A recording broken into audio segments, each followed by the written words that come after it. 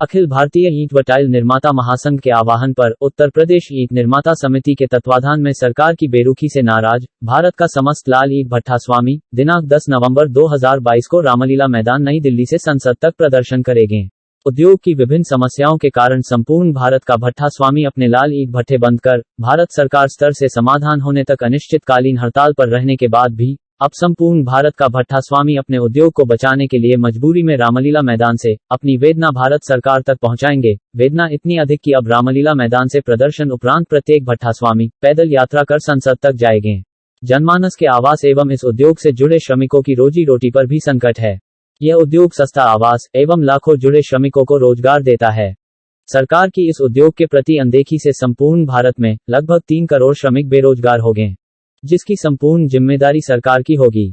यह जानकारी Kanpur brick kiln owners association ने कानपुर प्रेस क्लब में वार्ता के दौरान उत्तर प्रदेश ईंट निर्माता समिति प्रदेश महामंत्री और अध्यक्ष Kanpur brick kiln owners association से गोपी श्रीवास्तव द्वारा दी गई।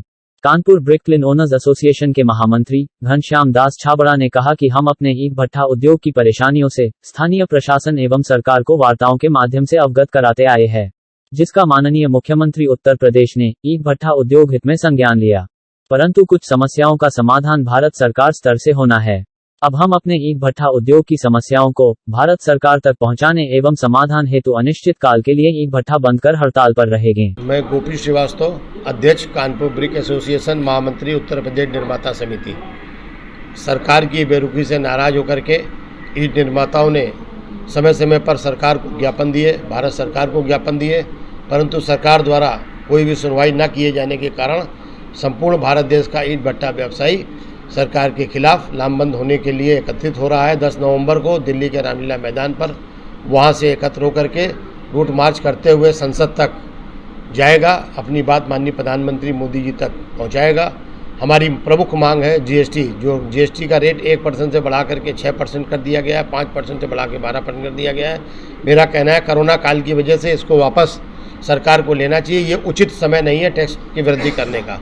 दूसरा, कोयले का रेट जो 9,000 रुपये हमें मिलता था, 8-9 हज़ार वाला कोयला 20,000 से 25,000 रुपये बिक रहा है। इतनी महंगाई कोयले में हो गई है, इसको भी सरकार को नियंत्रित करना चाहिए। हमें सरकारी कोयला उचित दर पर सरकार को देना चाहिए। नंबर 3, पर्यावरण को लेकर के ईंट भट्टों को कन्वर्ट करने के लिए नई व्यवस्था सरकार लाई है, उसका हम स्वागत करते हैं, परंतु उसके लिए समय सरकार ने 2 वर्ष का दिया है, वो बहुत कम समय है। देश में इतने कुशल कारीगर नहीं है स्पेशलाइज जो चिमनी को इतनी जल्दी बना सकें और भट्टों को कन्वर्ट कर सकें। इसलिए सरकार से कहना है कि जो 2 वर्ष का समय पर्यावरण में दिया है भट्टों को कन्वर्ट करने के लिए, 4 वर्ष का समय कम से कम हमें दिया जाए। इस प्रकार की हमारी मांगें केंद्र सरकार से है।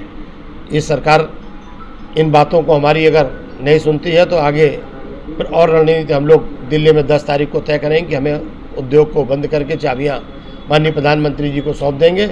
ये उद्योग फिर हमेशा के लिए बंद हो जाएगा। इससे जो श्रमिक पूरे देश में 3 करोड़ श्रमिक जो है इस व्यापारी उद्योग में रोजगार पा रहा है, वो बेरोजगार हो जाएगा। इनकी बेरोजगारी की सारी जिम्मेदारी प्रदेश की और देश की सरकारों की।